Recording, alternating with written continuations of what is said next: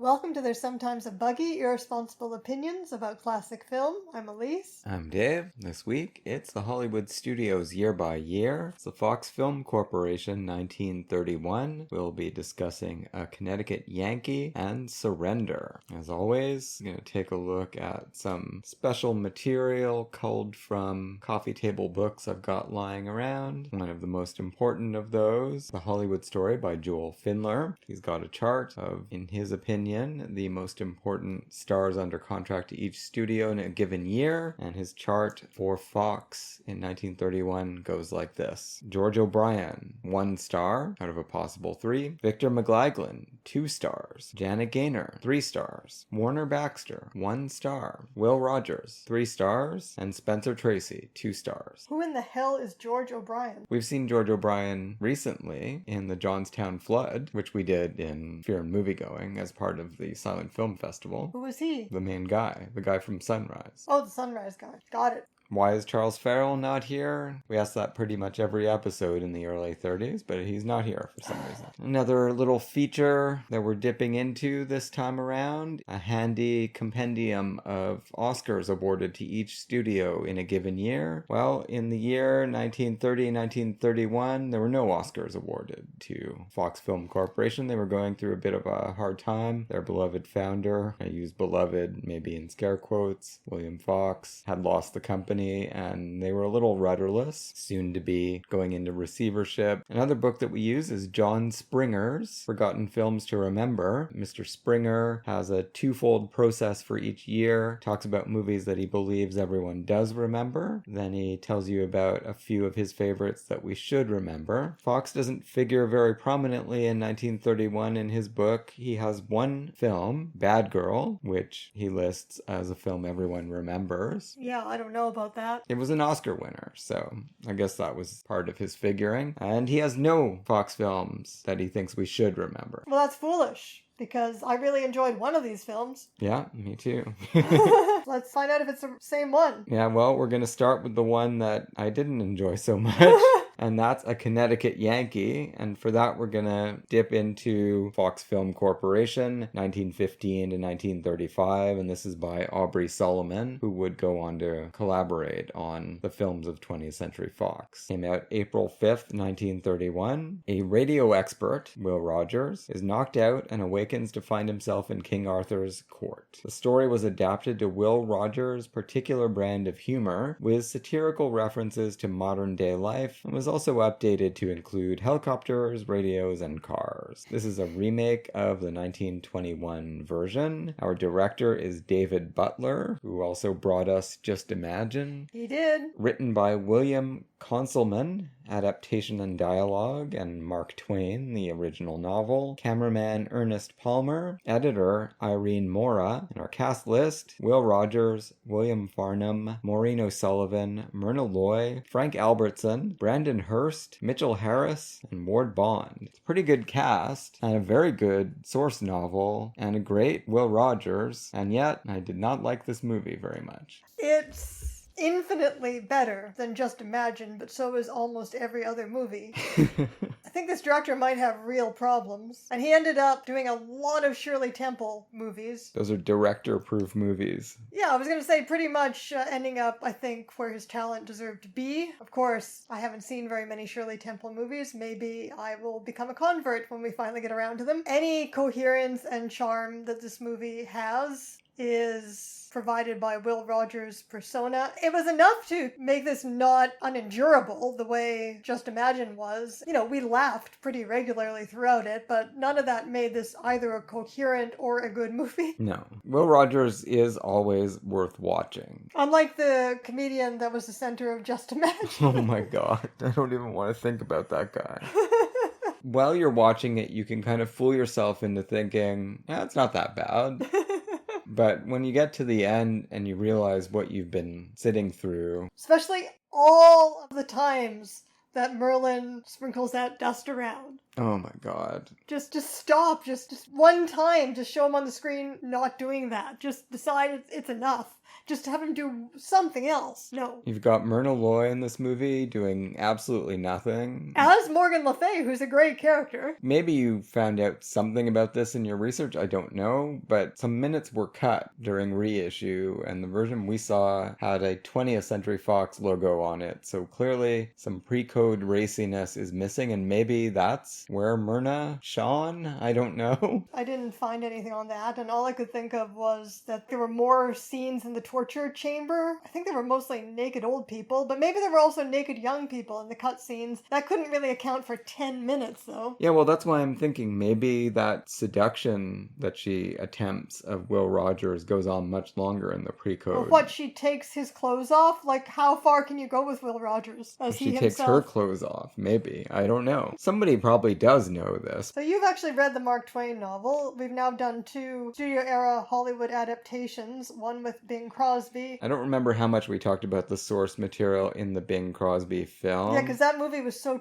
totally forgettable that I don't remember anything about that episode. That was back when we were doing our time travel podcast, and we were quite long-winded. So I would guess that I did talk a fair bit about Mark Twain's novel at that time. One thing I will say is that this one starts to hint at the absolute horror of that novel right at the end, but it comes so late and it's still not played at all the way it needs to be in order to have the impact that the novel does. Well, there are 2 major incoherencies in this movie's plot. The first is why Will Rogers, who is a radio personality who also owns a radio supply store, why his character is able to explain to these medieval people how to create modern inventions. He's kind of an all-around inventor, it seems like, right? Because his truck that he drives around at the beginning shows that he's got many specialties. His favorite thing, or his primary activity by 1931, appears to be radio, but... Well, he'd have to be an all-around genius, and it doesn't make any sense. There's no attempt to explain this in any way, even in a fantastical way, other than, I guess, his truck. Or van. He's a mechanic. He's an all-around mechanic. He can build helicopters, he can build army tanks, he can build entire factories. Yeah, he's a mechanic. Tony Stark. And then the other part that doesn't make any sense is this ending where the destructive nature of modern technology is shown, which in critical studies of the novel, this has been considered prescient about the destruction of World War I, which is relevant to our second film in this episode. But because Will Rogers' character is all around heroic and sympathetic, the fact that he is responsible for this wholesale bloody destruction, again, it's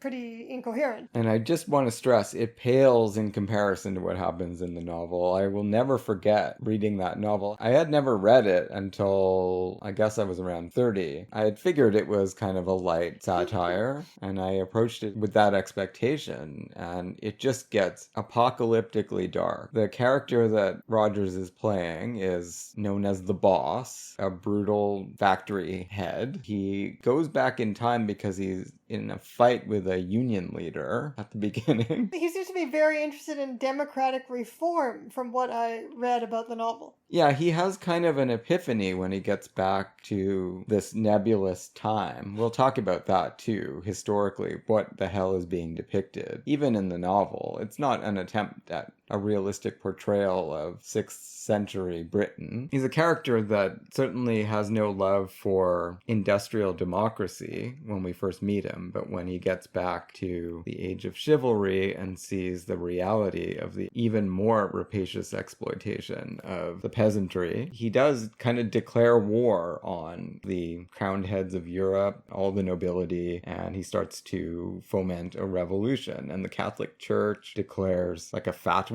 on him, basically, right? Every knight is coming to kill him, and he's got like this small core of assistants, Clarence is one of them, but he's got a few other smart young men that he has around him. And together they basically wind up killing like thousands and thousands and thousands of people, but they get trapped within their own electrified field, and everyone's dead and rotting around them at the end of the novel. It's absolutely insane. I read it as part of a PhD course I was taking at Michigan State with the great Scott Michelson. It was called 9/11. The Prelude. I wound up writing on the book in relation, one, to the Civil War and the failed attempt at restructuring society during Reconstruction, and two, to the U.S. occupation of Iraq, and like Fallujah was going on while I was writing that essay. The ambivalences of the novel are intense, and you don't get any of that in the film, obviously. Well, I'll tell you, maybe the only thing that's preserved of that at the ending is the sheer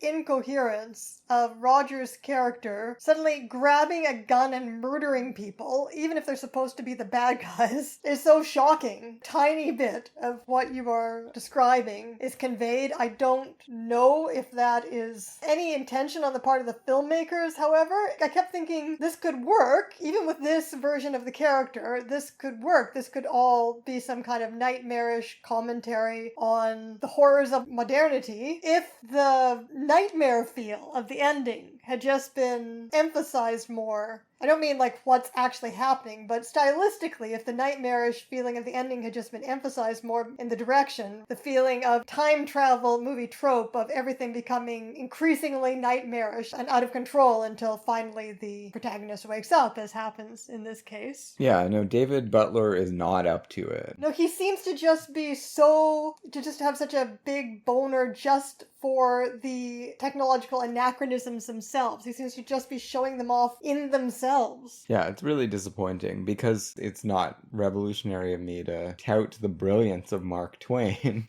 But that novel is an incredible sucker punch because it ties the awakened idealism of this character. You're kind of excited by it. You're like, yeah, it's going to be great. He really is going to change things for the better, and he's going to benefit all of humanity, but it leads to nothing but mayhem. What do you mean? Like in the present? Is that the point then? That these wonderful advances in civilization that we enjoy because of our technological brutality going to be a net loss instead of a net win? It walks much more of a tightrope than that. We can't just not want to change things, but there's a very real possibility that in attempting to change things for the better, you're going to wind up killing everybody. Yeah, but this is what I mean. This is what I'm saying. I think the dilemma that everyone has confronted, this is why this book is considered so prescient. The dilemma everyone has confronted in the 20th century is our technological progress outpacing our ethical progress. But again, it's much more than that because the ethical imperative is the problem. It's not really the technology,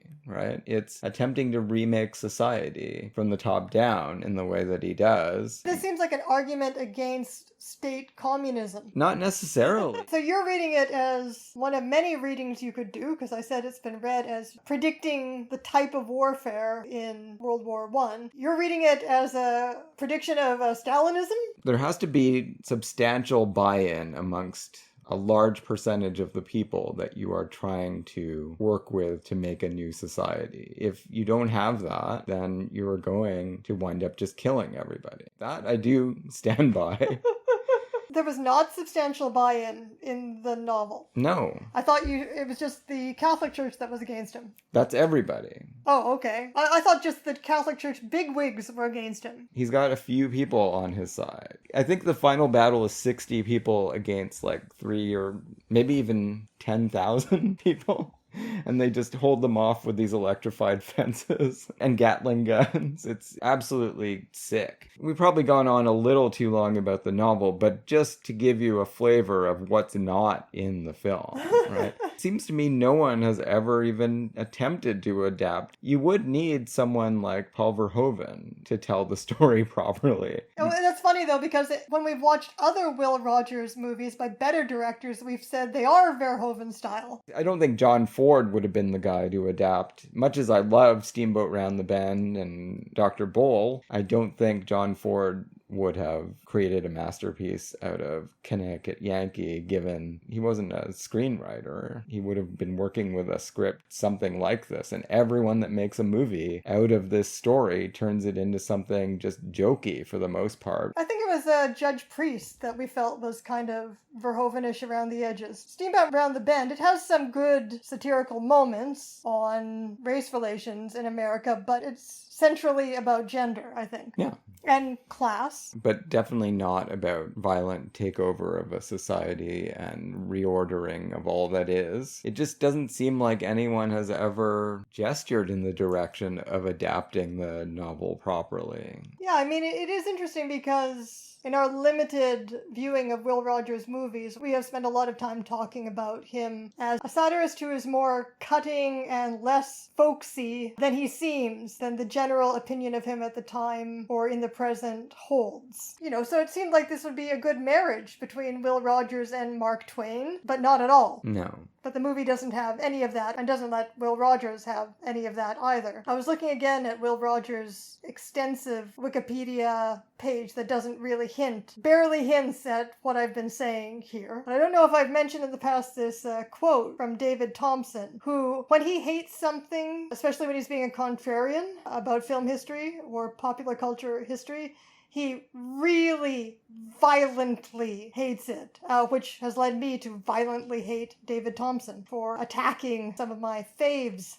Anyway, this is the quote from David Thompson's A Biographical History of Film on Rogers. Rogers' philosophy was reactionary, dispiriting, and provincial, despite every affectation of bonhomie and tolerance. It scorned ideas and the people who held them. It relied on vague evolution rather than direct action. Its fixed smile concealed rigidity of opinion that Middle America need not be disturbed from its own prejudices and limitations. How do you feel about that? No, well, clearly that's not what we see in a movie like Judge Priest. But here, maybe you could direct that criticism at it. How did this movie do at the box office? Presumably well. I think all of his movies were successful. Wikipedia is notorious for making up different numbers in different places on their entries, but it says that the film cost $750,000 and made $1.2 million. Right, so very successful. It's a surefire idea box office-wise, although Will Rogers is not a New England guy. Oh God, no, not even remotely. He's not attempting to play a Yankee. You know, one of his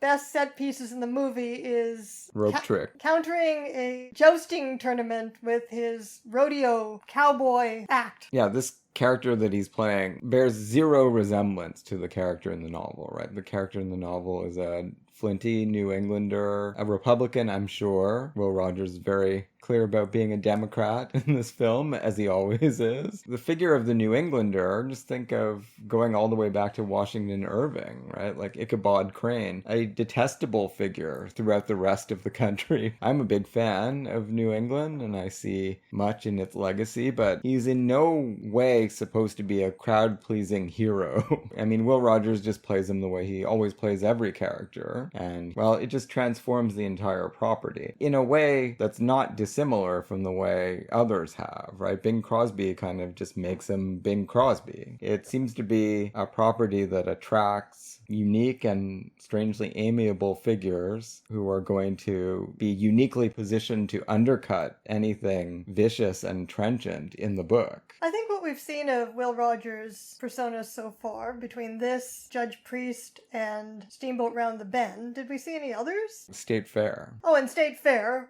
but that's not really a Will Rogers vehicle. He's performing more of an ensemble way. A truly amazing film. And, you know, that's more of a crafted drama rather than specifically a vehicle. But I think what we've seen of his persona is that it is very malleable, depending how it's used by him or by others. It can be what David Thompson says, or it can be cutting, Verhovenish, progressive satire. And it all depends on the framing of it. But even when we watched Judge Priest, we said, who is this satire for? Because that's how Verhoeven got brought up. We said, who is this satire for? Who is satire ever for if a movie can be read, the thing that makes it ironic, the thing that makes it perfect satire of the situation it's presenting is that it can be read in a completely innocuous way, in a reactionary way, or it can be read in a progressive way by the the elite that's in the know. And of course, it's enjoyable for us to read it against the grain, but does it succeed as social criticism? Well, not if that is supposed to do something to change society, because in that case, the people who are being criticized have to know it. Obviously not, but can still make for great art. And yeah, we don't really get great art here. We should talk about some of the specifics. Okay, well, I will say, I wonder who, does anyone listening to this podcast know an earlier example? I wonder who started the trope of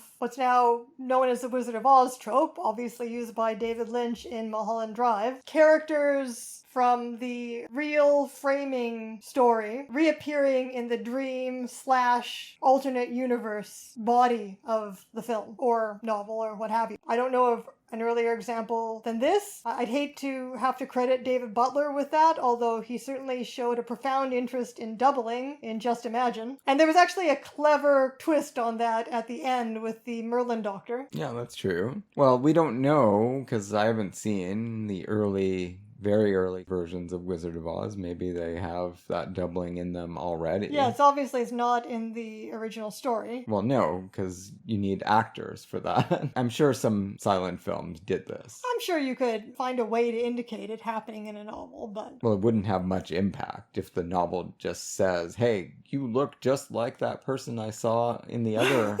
reality. So you think this trope had to have started with, or at least been done originally on the stage? Yeah, it has to have actors playing multiple parts, or else it has no impact whatsoever. Dave has spoken. So yeah, we're introduced to most of the cast of characters very quickly. I really liked the beginning of this movie with Will Rogers as the MC of this little hick radio program in Connecticut. Yeah, he's doing a much more aw shucks version of his usual self than I've seen before. Maybe because it's 1931? Is this the earliest film we've seen him in? Yeah, definitely. Yeah, maybe he develops his persona in sound film more? Who knows? I don't yet. He has this radio station, but it's obviously not a powerful one, not bringing in a lot of advertising dollars, and he has to serve the community in many different ways, and one of the ways is to repair radios or bring giant batteries. We always find never-ending supply of David Lynch analogies in American popular culture, but Will Rogers himself seems like another link. David Lynch can come across as a Cracker Barrel philosopher. Big fish, catching the big fish. We get a call for a battery from this haunted mansion. Which seems to be a nod to Todd Browning's Dracula coming out earlier that year. Yeah, I think you're probably right. It certainly has nothing to do with the novel, which again, the bump on the head that sends him back in time is caused by labor violence. It has nothing to do with haunted houses. Or mad scientists. That was pretty fun. I was quite hopeful at the beginning of this movie because, yeah, he shows up there. Yeah, it's a little silly, all the creeping around this mansion and everyone's mysterious and then dashes off. But when he meets the mad scientist whose plan is to tune into the past, I mean, that's an idea that I love. It has been done in one movie called Frequency. You're right, it is a cool idea as a time travel vehicle. Yeah, it has nothing to do with the Twain novel either, but that's a good idea, right? Like, ooh, radio waves exist forever, and if you can somehow get onto the frequency of the past, you can hear the trial of Joan of Arc, you can hear Mark Antony and Cleopatra. And even what actually happens with this turning out to be a radio drama that he's tuned into seems to anticipate something like War of the Worlds, and so to be an interesting commentary on radio as a medium, but there's no other commentary on radio as a medium throughout the story. It made me think of a pretty fun program from the 40s, and I think it goes into the early 50s. You Are There. You got 1940s reporters, radio reporters, bursting into, let's say, Parliament when they're debating executing Charles I, or man on the street interviews during the shenanigans associated with the Boston Tea Party. One of the main reporters is John Charles Daly from What's My Line, the host of What's My Line later. That's what it made me think of, this recreation of the Arthurian court. That's an interesting concept to explore a tiny bit as well, right? What is King Arthur? If you time traveled back to Britain in 528, there would not be high medieval armor and social structures and knights and all of that. That has nothing to do with reality, right? I mean, that's the 12th century. Yes, of course. King Arthur, of course, doesn't exist at all. Nobody knows exactly what that's supposed to be, but if he was anything, he would be a Celtic ruler who carved out a little empire for himself, maybe in between the Romans leaving and the Anglo-Saxons arriving. Do you remember if there's any indication in the novel as to why the protagonist goes back to King Arthur's court? Was he reading something about it, or why King Arthur? You'd think I'd remember that, but I don't. There has to be something. But I don't remember. I've only read the novel once. It is one that I would like to reread. And in fact, I'm going to schedule an episode of our podcast where we have to watch all these terrible adaptations again. Yeah, I think it'd be worth it to read them against the novel properly. And maybe we can find some others. I know there's a silent adaptation. I don't know if it's still available or not. Maybe it will be by 2043 or whenever we get to it. Well, obviously, there's also the Rodgers and Hart musical. Yeah, but was that ever adapted as a film? I don't know. Don't think so. But yeah, this movie is very clear about why King Arthur's on his mind when he gets conked out by a suit of armor. Yeah, we're really avoiding talking about the movie, but there just isn't that much to say. Here's, I guess, what you can say about it, and some of this from the summaries I've read is in the novel. The tropes are identical to colonial tropes of moderns encountering quote-unquote primitives. Yeah, the Mad Doctor of Market Street. Or King Solomon's Mines, which actually has the Eclipse. The eclipse trick in it. I don't know if that's stolen from Mark Twain by the author of King Solomon's Mines. Well, they were writing around the same time, so probably not. I think actually H. Rider Haggard comes first. Oh, yeah, so maybe Mark Twain stole it from H. Rider Haggard, and maybe Mark Twain is doing this knowingly, is borrowing those colonial tropes knowingly for his confrontation between a mythical past and modernity. Yeah, I think so. When you read the novel, he's a Nietzschean Ubermensch in some sense, right? He thinks that everyone around him is beneath him and he needs to remake society in his image. But in the movie, these are just ignorant, pre-scientific fools who set a series of trials that Roger's character has to pass in order to escape with his life. So it's all very familiar stuff from colonial adventure stories, which is to say colonial fantasy. And they come off really foolishly because Merlin never does anything except sprinkle that, whatever that dust is. It's completely useless. Like, he is not a good charlatan. So King Arthur is a moron. He's an absolute moron. Absolute moron. So really, Roger's character doesn't come off that well because the screenwriters haven't given him clever enough enemies or clever enough antagonists. No, not in the least. I mean, I guess the closest thing to a real enemy is Myrna Loy, but she's barely on screen and she wastes most of her time trying to have sex with him. Yeah, she doesn't turn out to be very clever either. No, she's not. We got Maureen O'Sullivan in this movie for no discernible reason because she doesn't do anything. No, not at all. Even less than Myrna Loy. Really, the fun that, as we said, makes the movie watchable is the essential anachronism of Will Rogers himself, the Will Rogers persona, conflicting with this really stupid melodrama around him. You get the sense that he did the whole movie so that he could lasso a medieval knight. Yeah, which really is, the highlight. And that's why people would have went to see the movie and they would have been satisfied.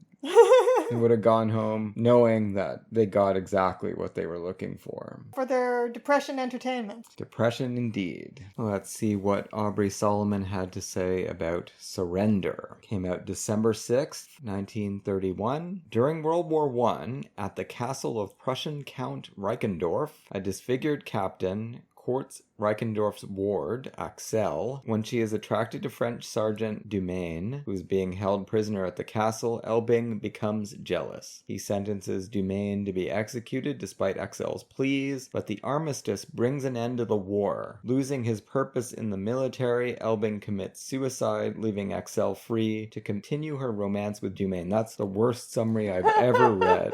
None of that is accurate. I'm wondering about the name too, because Wikipedia thinks it's Ebbing. So hold on, let's let IMDb be the tiebreaker here. IMDb says Ebbing. All right, well, on the strength of the poor summary, let's say Solomon is wrong. The director was William K. Howard. It was written by S.N. Behrman and Sonia Levien, and the novel was by Pierre Benoit. Camera, James Wong Howe. Editor, Paul Weatherwax. Music, Carly Eleanor. And the cast list: Warner Baxter, Leila Hyams, C. Aubrey Smith, Ralph Bellamy, Alexander Kirkland, William Pauly, Howard Phillips, George-André Béranger, Bodil Rossing, and Bert Hanlon. So the only version of this we were able to find was in horrible, horrible shape, practically unwatchable, and yet I still enjoyed it a lot. This reminds me of the days of my early 20s, when most old movie viewing experiences were more like this than the Blu-ray experience. And yet still the quality shone through. Oh yeah, it was an incredible movie, and it did remind me of watching classic films on Channel 57, the Plattsburgh, New York station, which came through on our antenna with snow all over the screen.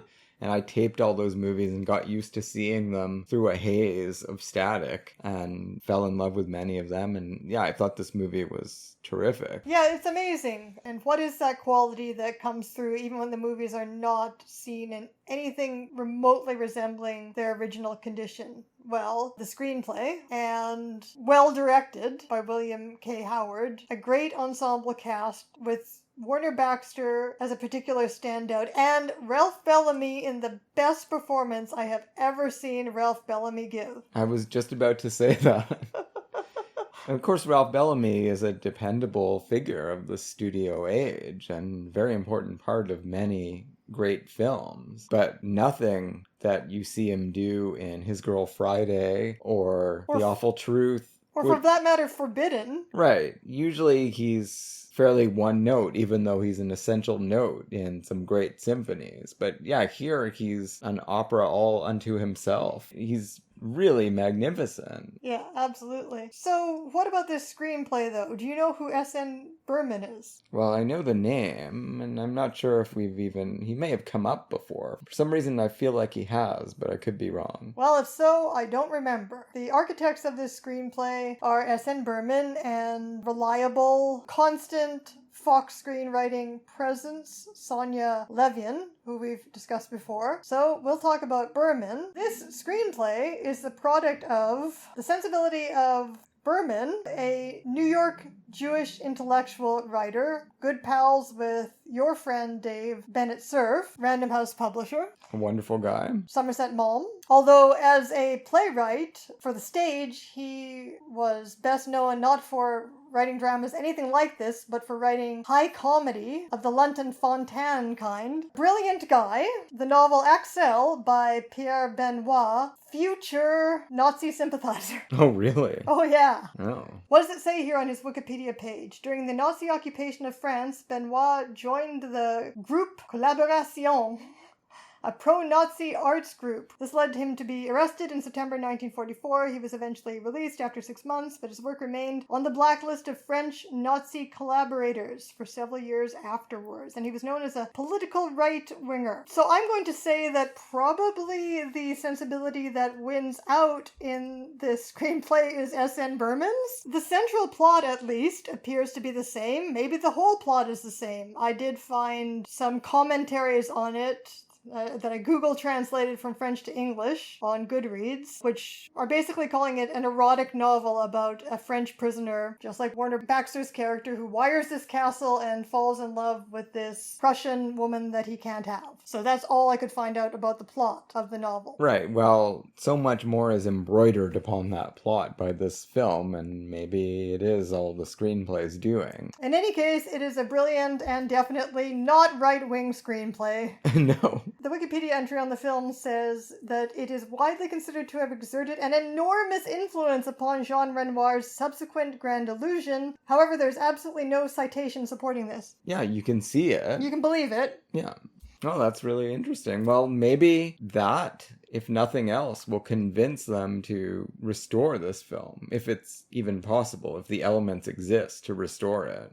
Oh, but who's going to advocate for that? Our podcast with our handful of 100 listeners? No, maybe Renoir fans, if it was such an influence on Grand Illusion. Well, it ain't happened yet, but No. one can hope for the future. James Wong Howe. Exactly. There are a lot of reasons to restore this movie. You always say this, but this time I'll be the first to say it. You can tell that it must be a beautiful film if you could really see it. Yeah. There's a lot of care taken in the visual presentation. Shall we start talking about the plot of the movie? Well, we start with C. Aubrey Smith, whom we've gotten to know quite well in this podcast. He appears in so many different contexts, always as a forceful old man. And here he is exhorting his sons to go forth and destroy the French. Yeah, when this movie started, it did seem like a bonkers, right-wing, unhinged melodrama, and I wasn't sure that I was going to enjoy it.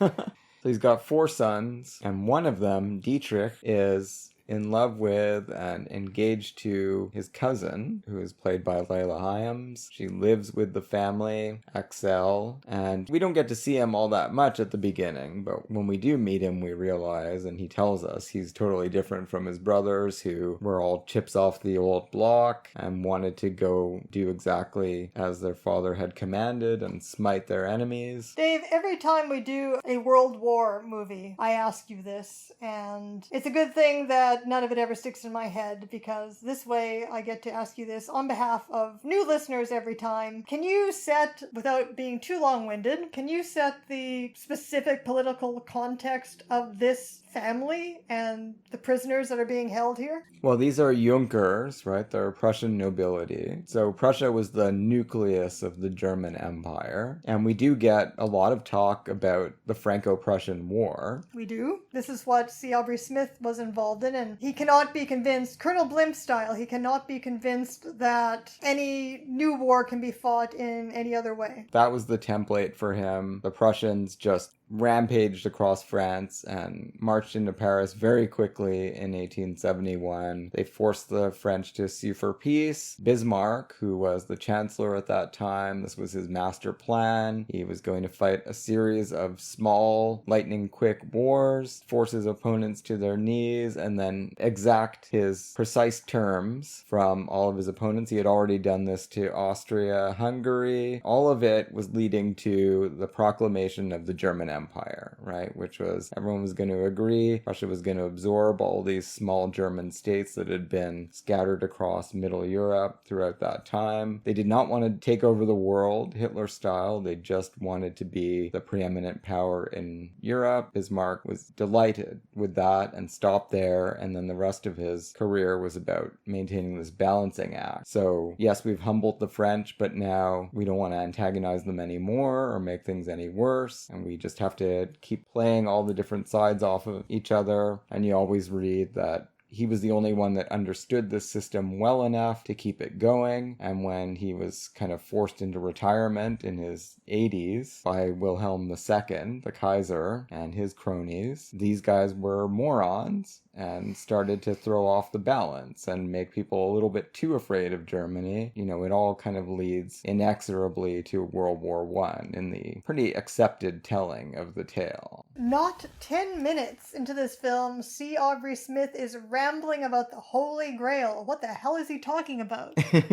Well, that I don't know. Doesn't he say that they are descended from the knights that went off in search of the Holy Grail and maybe found it?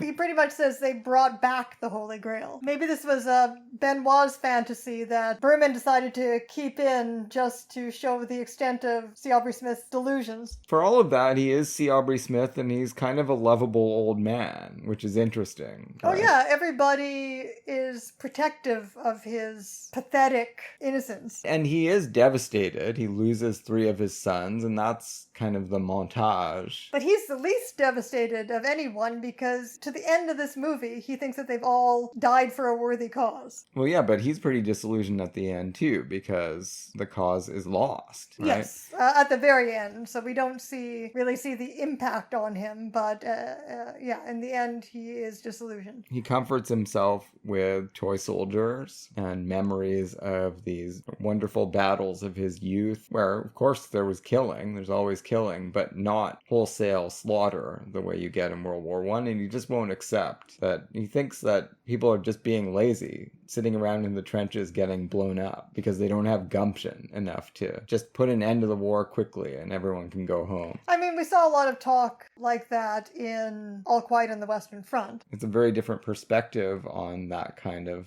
nonsense, but yes, you definitely see it here. So Axel, she is kind of the light of her relative's life. She's the only thing that he's got left, he says, pretty much. He does have Dietrich, but nobody's sure if he's going to come back either. And when he does come back, he's not really delivering the family mottos and credos the way you'd like. Well, yeah, as he says when he finally shows up, such an insane irony that I should be the only one who survives since I am the only one who never believed in any of this. A really interesting movie in the way that it positions these three guys who are all very interesting figures. They're all admirable in their own ways. Bellamy's character, the movie does, and if you listen to Aubrey Solomon, the author of the book that just gave us that sniveling paragraph, you would think that he is the villain of the film, but he absolutely isn't. There is no villain in this film. He's been blown in half. Did you even realize it was Ralph Bellamy at first? Well, the height and the voice are hard to mistake. Yeah. But I did find myself,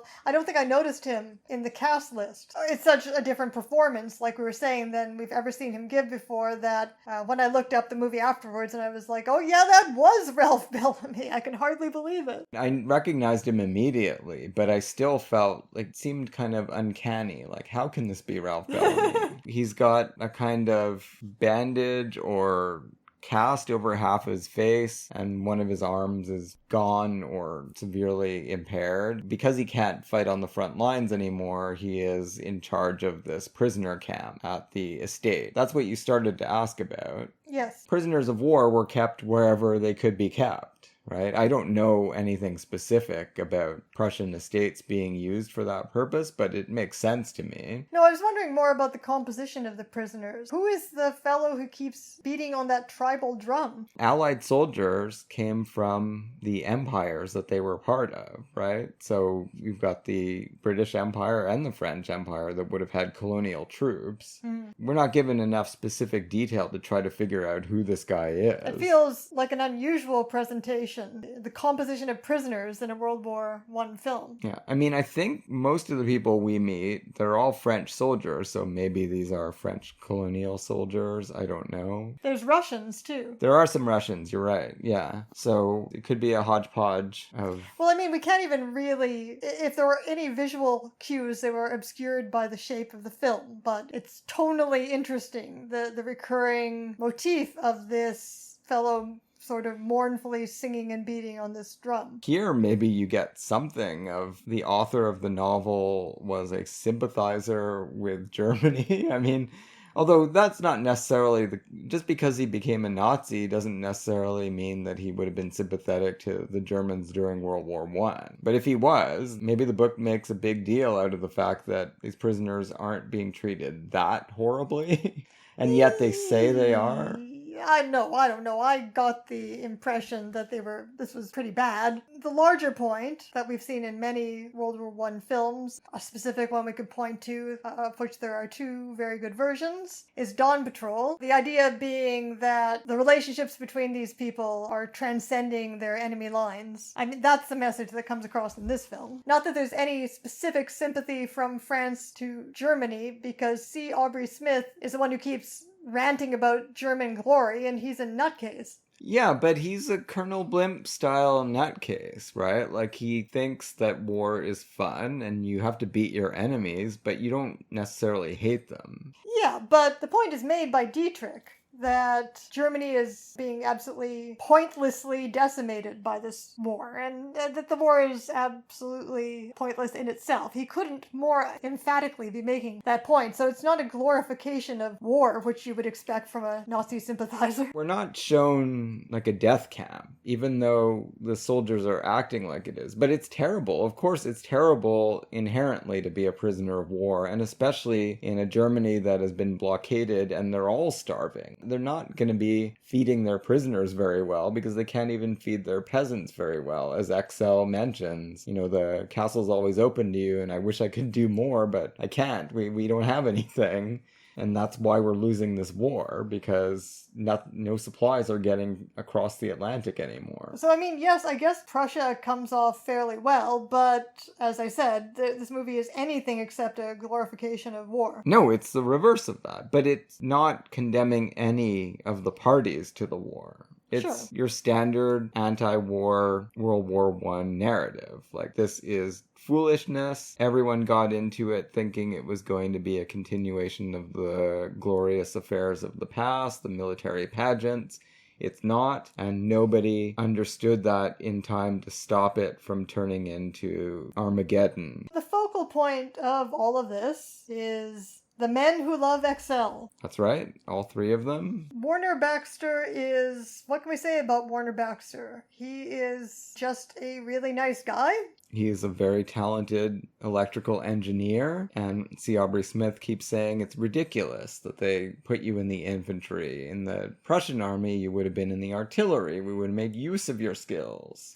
And they make use of his skills to wire the castle. And he keeps wiring it and rewiring it just so he can get closer to Leila Hyams, which is successful. They do develop feelings for each other. Ralph Bellamy was a possible suitor, as he says, with a flashback, a possible suitor for her before his war injuries. Now he is just very bitter about his former womanizing self, basically continually humiliating himself by confessing his feelings to her, knowing that she can never reciprocate. Interestingly enough, often in 1940s movies, the woman who cannot feel anything for the disfigured soldier or the disfigured officer, is the villain, but Axel does not come off badly somehow in this. Because there are other reasons that he wouldn't be particularly appealing to her. Even though he's a fascinating character, he doesn't bring any joy to any scene that he's in. Well, no, it's true, he sort of pre-rejects himself. Right. Now, he correctly senses that she's not really in love with Dietrich. And Dietrich is kind of a mystery for a lot of the film until he shows up. And when he shows up, he's like a ghost. He is, but this is an amazing performance too. Alexander Kirkland. He really makes an impression. But he is an ethereal figure, as you say. He no longer has any kind of investment in any part of life, but that's made him all the more observant and kind of empathetic. He does not have any reason to care for or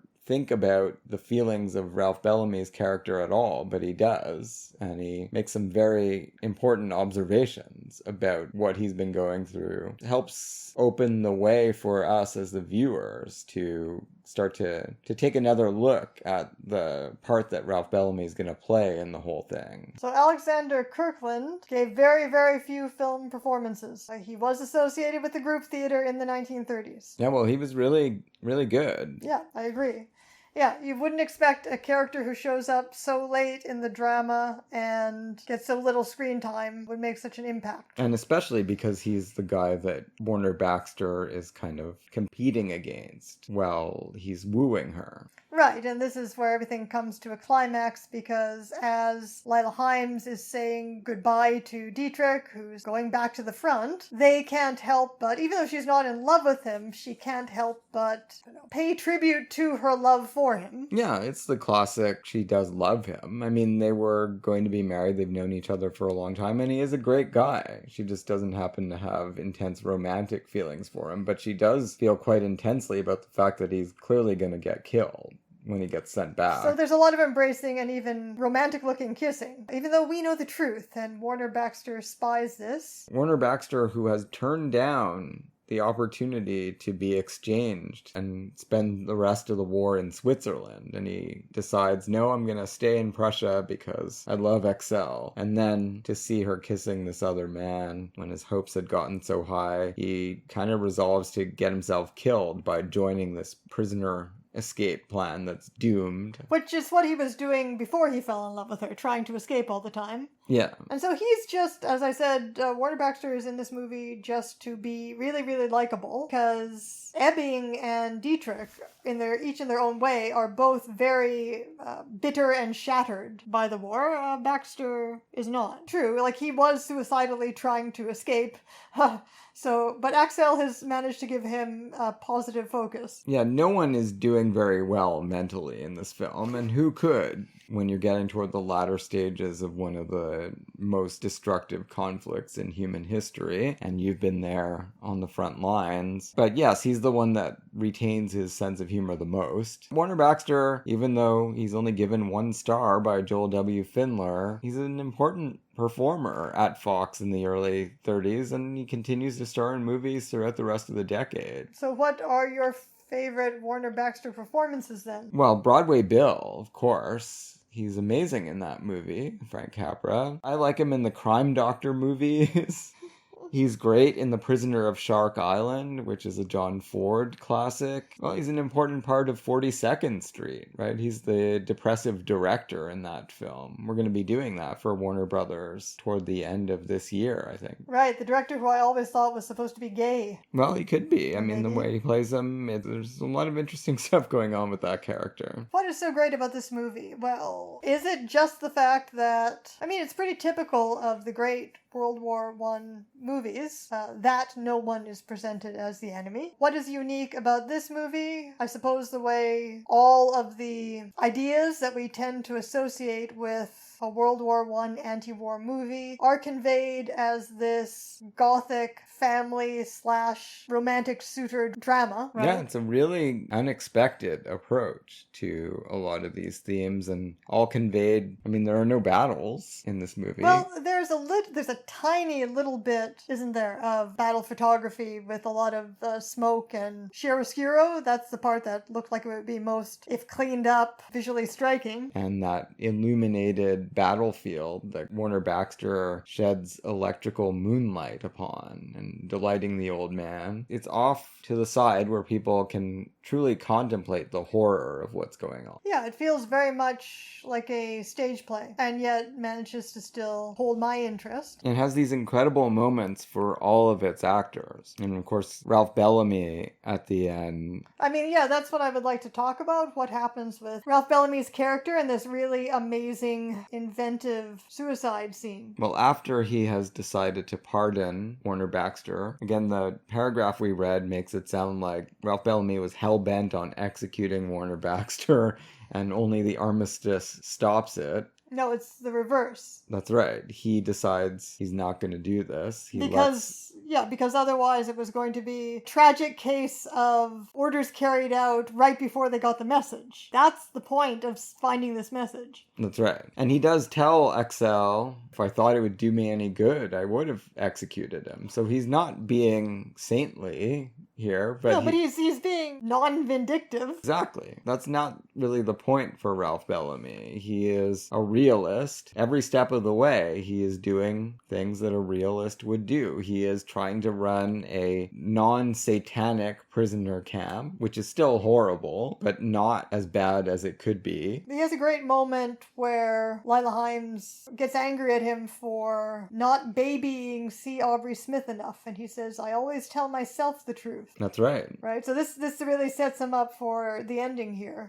Why shouldn't I tell him the truth? I mean, yeah, obviously he does spare Warner Baxter for her sake, because he says afterwards, not very soldierly of me, or whatever he says. Anyway, all these line readings by Ralph Bellamy are just incredible. You know, he says, not very soldierly of me. I at least had that before. As if, you've taken even that from me. Yeah. This love I have for you has taken even that away from me. I've started to take other things into account besides the chain of command. So at this point, in his mind, he's no longer a man. He's no longer a good soldier. soldier, and he knows for certain, because he has basically sacrificed himself, he knows that he will never have Axel, and so now he's just going to die with dignity, because he is not the kind of man, this is not the best years of our lives, and he is not the kind of man, as he knows, because he is telling all of this to his servant, who is going to be able to survive this way in peacetime. He can face what C. Aubrey Smith cannot face, which is that he is a man who has outlived his time.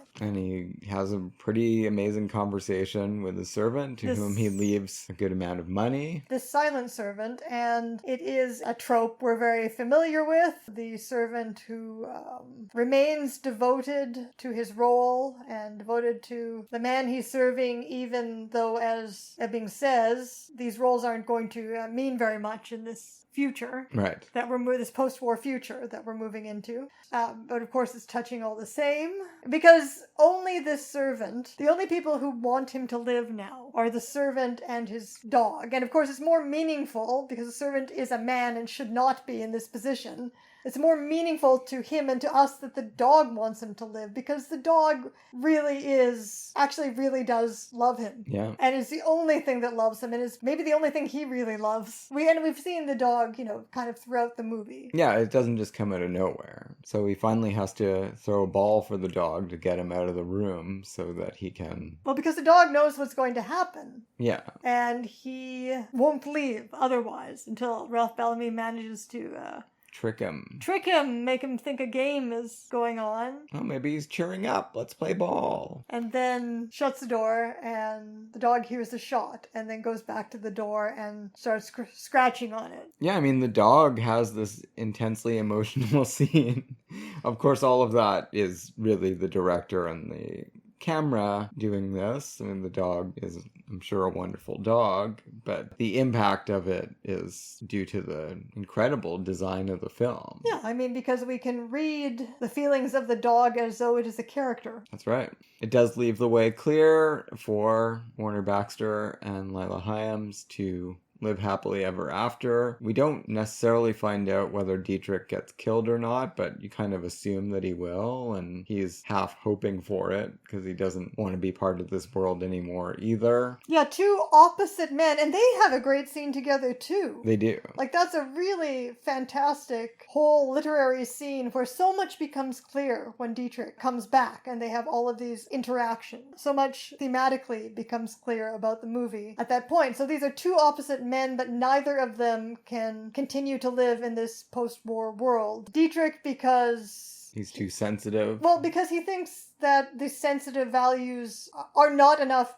We just did this whole Woody Allen movies series, the Farrow and Allen movies, and we kept talking about this theme. Well, Dietrich has lived for aesthetic values, and now what he's saying to Axel, the exchange that they have that's so fascinating, is he's saying to her, these things are not enough to live for in a completely meaningless world in which all of the old values have been destroyed and proven false. And she's saying, no, actually, in a world where all of the old values have been destroyed and proven false, you can at least hope that your values are the very things that are going to mean the most. They're going to be the only meaning. Yeah, music and literature and the arts. But he can't see it that way. He's perhaps too sensitive, or perhaps has just faced too much on the battlefields, right? But yeah, so he and Bellamy are these two complete opposite figures who talk about how much they hate each other. Dietrich says, you don't even have to pretend to like Ebbing because he assumes you hate him.